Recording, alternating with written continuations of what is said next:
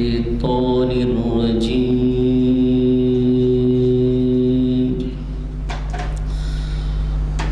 بسم الله الرحمن الرحيم.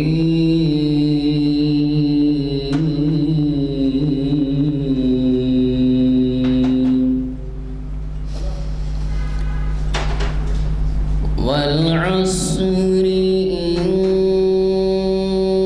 الإنسان لفي خسر إلا الذين آمنوا وعملوا الصالحات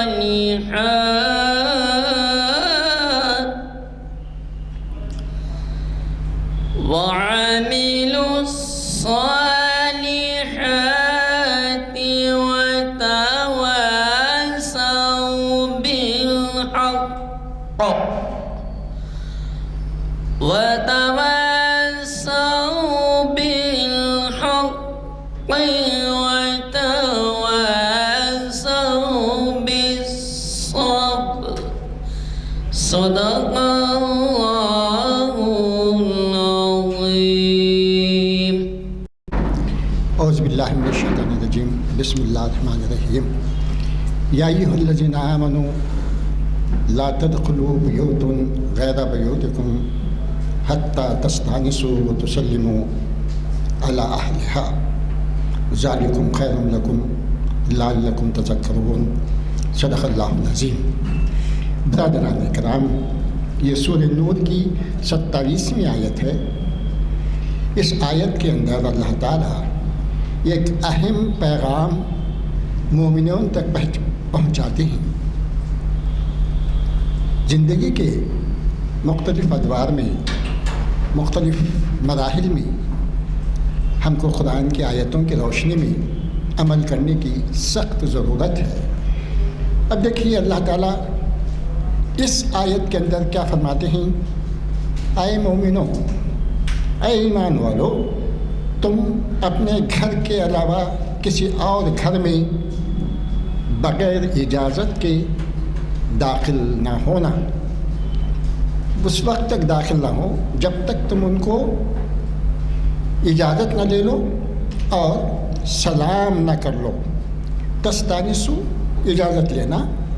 اور تسلیمو سلام کرنا. تب تک تم اجازت نہ لے لو، سلام نہ کرو، تم دوسرے گھروں میں داخل مت ہونا. یہ اللہ کا حکم ہے. اور اللہ تعالیٰ فرماتے ہیں ذالکم خیر لکم، یہ تمہارے لیے بہت ہی بہتر سراسر بہتری کی جو ہے ہدایت ہے. لعلکم تذکرون، تاکہ تم جو ہے نصیحت حاصل کرو. قرآن مجید میں 28ویں نشست منعقد ہو رہی ہے جو جامعہ مسجد عالیہ کنفاؤنڈری کے کانفرنس ہال میں بعد نماز عصر منعقد ہو رہی ہے. اور آج 20 فروری 2023 ہیں. اور اس کو مخاطب کرنے والے ہماری جانی پہچانی شخصیت جناب مفتی محمد عرفان قاسمی صاحب ہیں. اور آپ کا عنوان ہے فضائل اور احکام ماہ شعبان کے فضائل اور اس کے احکام. میں گزارش کرتا ہوں مفتی صاحب سے کہ وہ تشریف لائیں اور ہمیں اپنے خیالات سے محفوظ فرمائیں. ورحمۃ اللہ وبرکاتہ. بسم اللہ الرحمن الرحیم. الحمد للہ وکفى وسلام علی عباده الذین اصطفى. اما بعد فاعوذ باللہ من الشیطان الرجیم. بسم اللہ الرحمن الرحیم.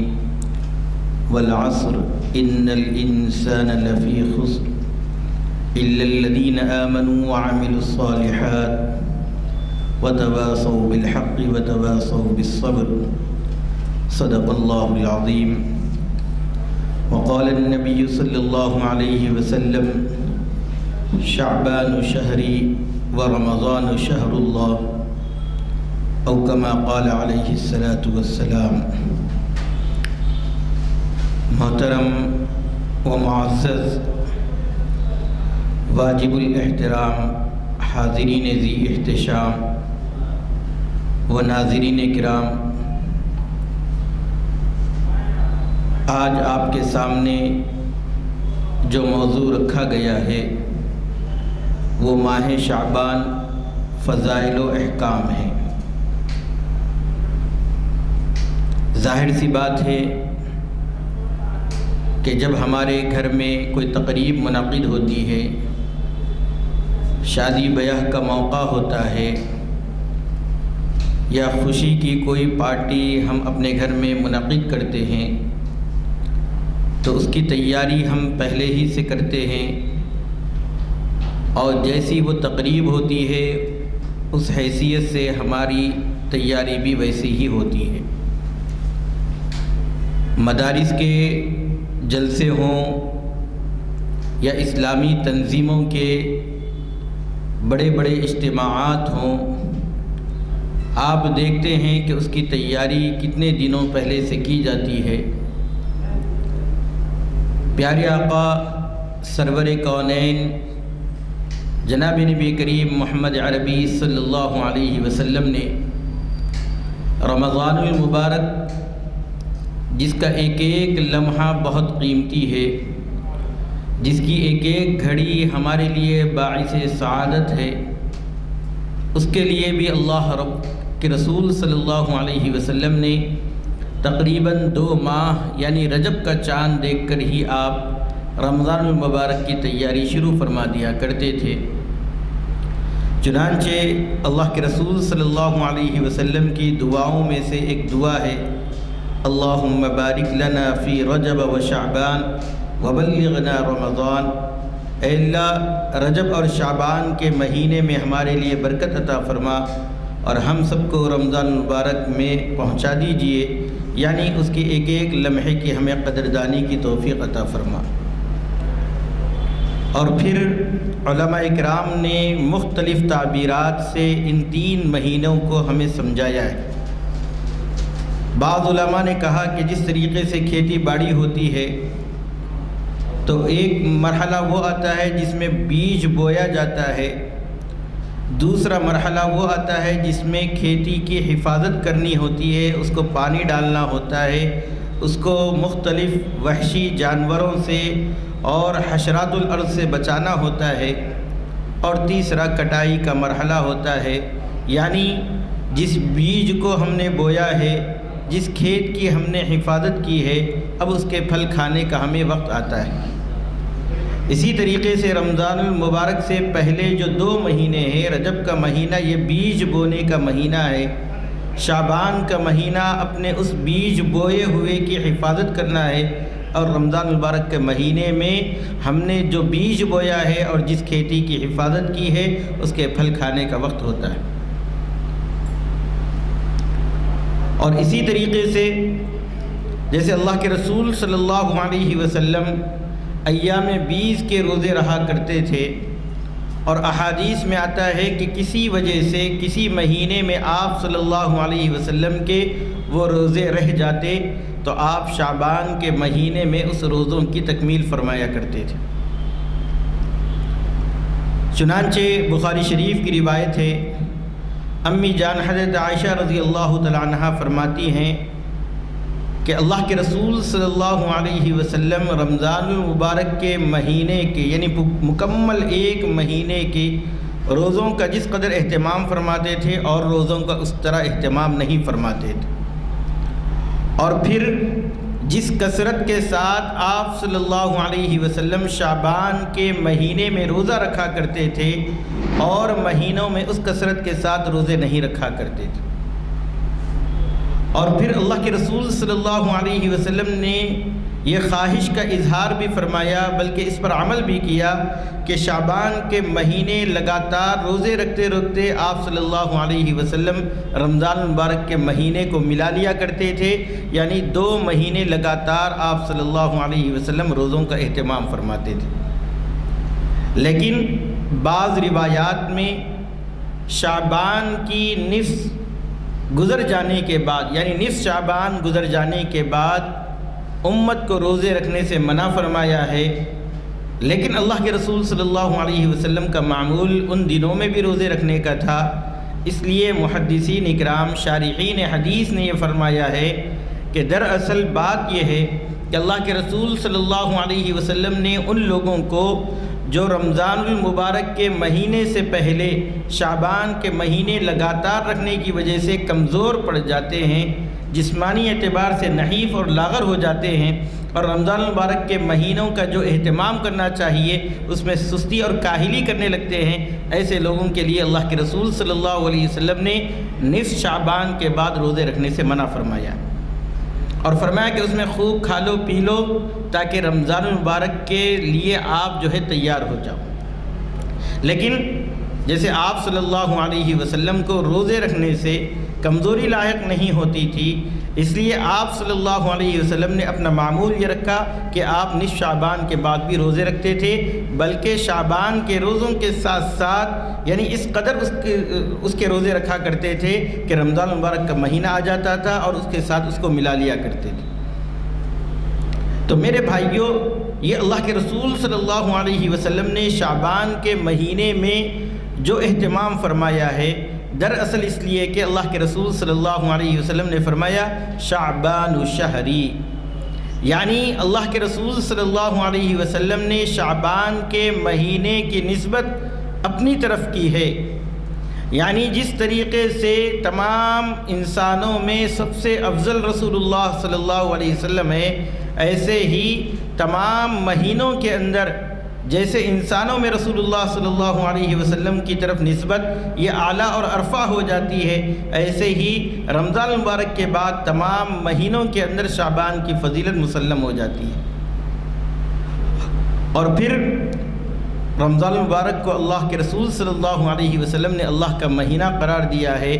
تو ظاہر سی بات ہے اللہ رب العزت کی جو فضیلت ہے وہ سب سے اعلیٰ و ارفع ہے، تو اس کا کوئی مقام اور مرتبہ ہم اس کو بتلا نہیں سکتے۔ رمضان المبارک کے سے پہلے جو مہینہ ہے شعبان کا مہینہ، اس کے الفاظ پر غور کیجئے تو یہ شعب سے مشتق ہے، شین عین با، اور اس لفظ کی ڈکشنری کے اعتبار سے عربی زبان میں پھیلنے کے معنی آتے ہیں۔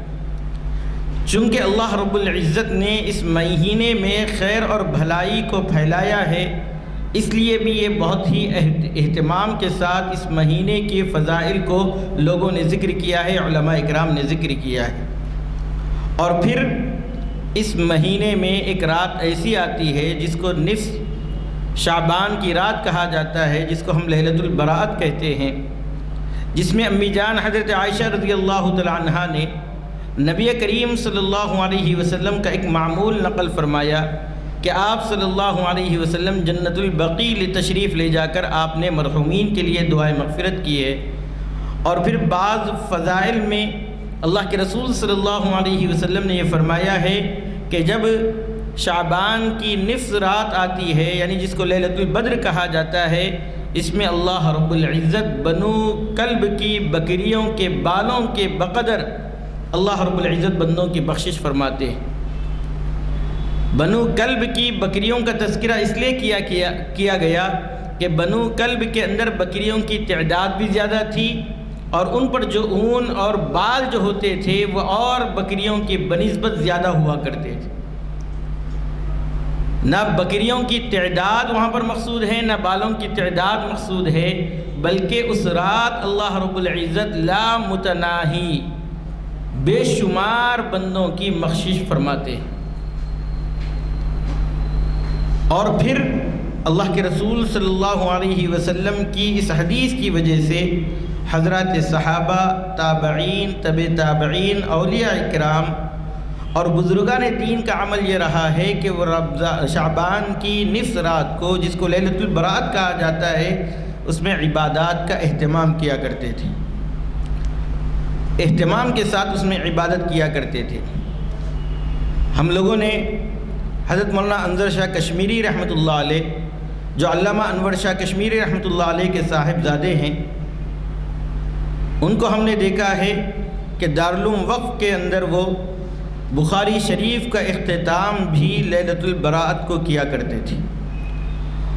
اور درس کے دوران فرماتے تھے کہ میں نے اس میں ایک تو بخاری شریف کی فضیلت ختم کرنے کی جو فضیلت ہے اس کو، اور لیلۃ البراءت کی فضیلت کو میں نے جمع کیا، اور اس میں پھر خوب دعاؤں کا اہتمام ہوتا تھا۔ اس لیے انفرادی طور پر ہم نفل نمازیں پڑھ کر اور اسی طریقے سے دیگر اذکار کر کے ہم اللہ رب العزت کو راضی کر سکتے ہیں۔ اور ایک روایت میں اللہ کے رسول صلی اللہ علیہ وسلم نے فرمایا کہ شعبان کا مہینہ وہ مہینہ ہے جس میں بندوں کے اعمال اٹھائے جاتے ہیں، تو اللہ کے رسول صلی اللہ علیہ وسلم نے فرمایا کہ میری خواہش یہ ہے کہ میرے جب اعمال اٹھائے جائیں اور اللہ رب العزت کے سامنے پیش کیے جائیں تو اس وقت میں روزے سے ہوں۔ اور ایک روایت میں اللہ کے رسول صلی اللہ علیہ وسلم نے یہ بات ارشاد فرمائی کہ شعبان کے مہینے میں اس سال جتنے لوگ اس دنیا سے پردہ فرما جانے والے ہیں ان کی فہرست ملک الموت کے حوالے کی جائے گی۔ تو اللہ کے رسول صلی اللہ علیہ وسلم فرماتے ہیں میں روزے اس لیے شعبان کے مہینے میں کثرت سے رکھتا ہوں تاکہ جب میری موت یا میری وفات یا میری پردہ فرما جانے کی جو فہرست ہے جب ملک الموت کے حوالے کی جائے تو اس وقت میں روزے سوں۔ یہ اللہ کے رسول صلی اللہ علیہ وسلم نے شعبان کے مہینے کی اہمیت کو اجاگر کیا ہے، بلکہ حضرت سلمان فارسی رضی اللہ تعالیٰ عنہ فرماتے ہیں کہ اللہ کے رسول صلی اللہ علیہ وسلم نے شعبان کے مہینے میں ایک خطبہ ہمیں ارشاد فرمایا، اور اس میں فرمایا کہ دیکھو تمہارے اوپر ایک ایسا عظیم الشان مہینہ آنے والا ہے۔ پھر اللہ کے رسول صلی اللہ علیہ وسلم نے رمضان المبارک کی اہمیت کو بیان کیا ہے، تو اس سے یہ پتہ چلتا ہے کہ شعبان کا مہینہ دراصل رمضان المبارک کی تعظیم کا مہینہ ہے، اس کے استقبال کرنے کا مہینہ ہے، اور اس کے لیے اپنا نظام العمل بنانے کا مہینہ ہے۔ لیکن میرے بھائیوں افسوس کے ساتھ یہ کہنا پڑتا ہے کہ ہم لوگ رجب کا مہینہ بھی غفلت کے ساتھ گزار دیتے ہیں، شعبان کا مہینہ بھی غفلت کے ساتھ گزار دیتے ہیں۔ رمضان المبارک کا مہینہ جب آتا ہے تو ابتدائی 10 دن ہم عبادات میں تو لگے رہتے ہیں، اور آخری 20 دن ہم عید کی شاپنگ اور عید کی تیاری میں نکال دیتے ہیں۔ حالانکہ ہونا یہ چاہیے تھا کہ رمضان المبارک کے ایک ایک لمحے کو ضائع کیے بغیر اس سے کیسے فائدہ اٹھاتے، اس کے لیے ہم شعبان کے مہینے میں نظام العمل بنا لیا کرتے، اور حضرات صحابہ اکرام کا وہ عمل جو کتابوں میں درج ہے کہ جب شعبان کا مہینہ آتا تو جو تاجر صحابہ اکرام ہوتے وہ پوری فہرست تیار کرتے، جن کے پاس سے قرض وصول کرنا ہے ان سے قرض وصول کر لیتے، جن کو قرض دینا ہے ان کو قرض دے لیتے، اور اسی طریقے سے اپنے ماتحتوں کا بوجھ ہلکا کر کے رمضان المبارک کے لیے پورا فارغ ہو جایا کرتے۔ اور پھر رمضان المبارک کے اندر جو قرآن مجید کی تلاوت اور اسی طریقے سے دیگر اذکار کا جو اہتمام ماضی قریب تک بھی ہمارے علماء کرام اور ان کے گھرانوں نے جو کیا ہے وہ قابل رشک ہوا کرتا تھا۔ لیکن میرے بھائیوں آج آہستہ آہستہ ہم لوگ رمضان المبارک کی اہمیت کو گھٹا رہے ہیں، اور رمضان المبارک کے مہینے کی ناقدری اس قدر بڑھ گئی ہے کہ اعتکاف میں ہونے کے باوجود بھی ہمارے ہاتھوں سے موبائل نہیں چھوٹ رہا ہے۔ ہم مسجد میں ہوتے ہوئے بھی دنیا بھر کی خبریں ہمارے پاس موصول ہوتی ہیں اور دنیا بھر سے ہم باخبر ہوتے ہیں، حالانکہ اعتکاف میں اس لیے بیٹھے ہیں تاکہ مخلوق سے کٹ کر خالق سے رشتے کو جوڑا جائے۔ تو شعبان کے مہینے میں ہم نظام العمل بنائیں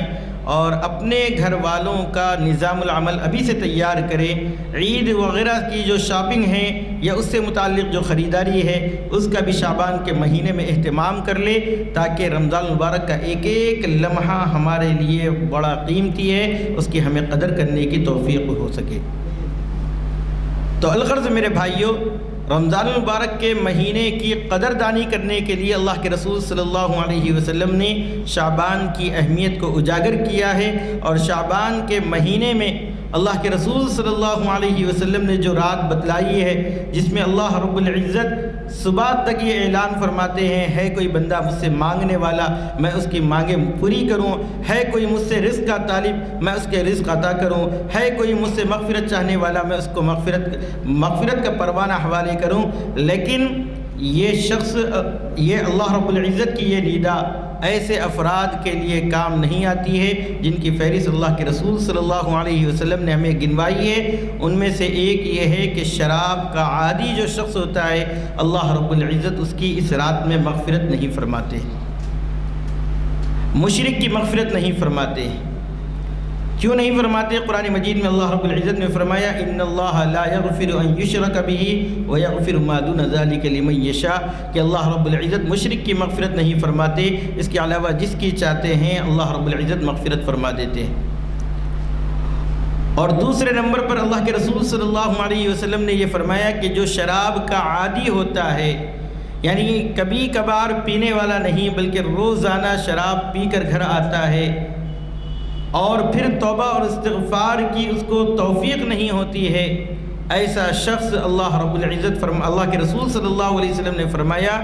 کہ اس مبارک رات کے اندر بھی اللہ رب العزت اس کی بخشش نہیں فرماتے ہیں۔ اور پھر اللہ کے رسول صلی اللہ علیہ وسلم نے ماں باپ کے نافرمان کو، رشتہ قطع کرنے والے کو، جادوگر اور کاہنوں کے پاس جا کر غیب کی خبریں حاصل کرنے اور اس پر ایمان لانے والوں کو، اور اسی طریقے سے اپنے تہبند اور اپنے کپڑے کو ٹخنوں سے نیچے لٹکانے والوں کی بخشش بھی اس رات میں نہیں ہوتی۔ اللہ کے رسول صلی اللہ علیہ وسلم نے اس فہرست میں ان افراد کا نام گنوایا ہے۔ میرے بھائیوں، یہ سب شعبان کے مہینے کے اندر اس رات کے آنے سے پہلے یہ فہرست اس لیے بتلائی جاتی ہے کہ اگر خدا نخواستہ اگر ہم ان برائیوں کے اندر مبتلا ہیں تو اس رات کے آنے سے پہلے اللہ کی رضا جوئی کے لیے ان اعمال کو جو اللہ رب العزت کی مغفرت نہ ہونے کا ذریعہ بننے والے ہیں ان سے ہم توبہ اور استغفار کر کے اللہ رب العزت کے سامنے یہ التجا کریں اور یہ اللہ رب العزت کے سامنے عہد کریں کہ ہم ان گناہوں کے قریب نہیں جائیں گے۔ تو میرے بھائیوں، ہمیں سیکھنا چاہیے، یہ مہینہ ہمیں اللہ رب العزت سے قریب کرنے کا مہینہ ہے، اور اللہ کے رسول صلی اللہ علیہ وسلم نے شعبان کے مہینے میں روزوں کے تعلق سے یہ فرمایا ہے کہ شعبان کے مہینے میں روزے اس لیے رکھے جاتے ہیں تاکہ رمضان المبارک کی تعظیم ہو سکے۔ تو جب رمضان المبارک کی تعظیم کے لیے اللہ کے رسول صلی اللہ علیہ وسلم اس قدر اور اس درجہ اہتمام فرما رہے ہوں تو ہمارے لیے ضروری ہے کہ ہم بھی شعبان کے مہینے کی قدر کریں اور اس میں نیک اعمال کرنے اور خاص طور پر کثرت سے روزے رکھنے، وہ بھی نصف اول کے اندر کثرت سے روزے رکھنے کا اہتمام کریں، اگرچہ کہ یہ روزے نفل ہیں، نہ رکھنے پر کوئی گناہ نہیں ہوتا ہے، لیکن علماء اکرام نے فرمایا جیسے فرض نمازوں سے پہلے سنتوں کا اہتمام کرنے اور نفل نمازوں کا اہتمام کرنے سے فرائض کے اندر ہمیں خشوع و خضوع نصیب ہوتا ہے۔ فرائض یعنی فرض نمازوں سے پہلے جو سنتیں رکھی گئی ہیں ان سنتوں کو پڑھ کر پھر فرض نماز کی ادائیگی اگر ہم کرتے ہیں تو فرض نماز کی ادائیگی میں خشوع و خضوع ہمیں میسر ہوتا ہے۔ اس کے برخلاف اگر سیدھا ڈائریکٹ ہم فرض نماز میں آ جاتے ہیں تو وہ خشوع و خضوع نصیب نہیں ہوتا ہے۔ اسی طریقے سے رمضان المبارک کے مہینے سے پہلے شعبان کے مہینے میں اگر ہم روزے رکھتے ہیں تو پھر یہ روزوں کا اثر یہ ہوتا ہے کہ رمضان المبارک کے مہینے میں جو روزے رکھے جاتے ہیں اس میں اخلاص اور اللہ رب العزت کی رضا جوئی اور اللہ رب العزت کا قرب زیادہ حاصل ہوتا ہے۔ اس لیے فرض نمازوں سے پہلے جو سنن ہیں اور جو نوافل ہے اس کا بھی اہتمام کرنا چاہیے، اور رمضان المبارک سے پہلے شعبان کے مہینے میں بھی کچھ روزوں کا اہتمام کرے تاکہ اللہ کے رسول صلی اللہ علیہ وسلم کی یہ سنت بھی زندہ ہو جائے۔ اور بعض سنتیں جب امت سے آہستہ آہستہ ختم ہوتی جا رہی ہو اس وقت اگر ہم ان سنتوں کا احیاء کریں گے تو اللہ کے رسول صلی اللہ علیہ وسلم نے فرمایا فَلَهُ أَجْرُ مِئَةِ شہید، کہ اس کے لیے 100 شہیدوں کا اجر ہوگا۔ تو ایسی صورت میں ہم لوگوں کو شعبان کے مہینے میں روزہ رکھنے سے 100 شہیدوں کا اجر ملنے کی بھی امید ہے، اس لیے ہم میں سے ہر ایک اس کا اہتمام کرنا چاہیے۔ اس وقت میں ذہنی اعتبار سے بھی آپ حضرات کے سامنے اس بات سے زیادہ دیر گفتگو نہیں کر پا رہا ہوں، کہ صبح سے والدہ محترمہ کی طبیعت انتہائی علیل ہوتی جا رہی ہے. 3 دن سے کوما میں تھے, آج صبح سے وینٹیلیٹر پر ہیں. اس لیے آپ حضرات سے بھی اپیل کرتا ہوں کہ والدہ محترمہ کی صحت یابی کے لیے, عاجلانہ صحت یابی کے لیے دعا فرمائیں, اور جو بھی مرحلہ ہو اللہ رب العزت اس کو آسانی کے ساتھ پائے تکمیل تک پہنچائے. آمین وآخر دعوانا الحمدللہ رب العالمین. آپ نے فضائل شعبان کے بارے میں تفصیل سے گفتگو سنی, اور یہ ہمارا فرض ہے کہ رمضان المبارک کی آمد سے پہلے ہم شعبان کی مہینے ہی میں رمضان کی تیاری پوری طرح سے کر لیں, اور ہم تمام حضرات مل کے دعا کریں کہ جو ہے اللہ تعالیٰ مفتی محمد عرفان صاحب کے والدہ کو صحت عطا فرمائے, اور ان کو جلد سے جلد جو ہے ان کو شفا یاب فرمائے, اور ہم سب کو اللہ تعالیٰ صحت مند رکھے. شعبان کے مہینے میں رمضان کی آمد کا استقبال کرنے کی توفیق نصیب عطا فرمائے,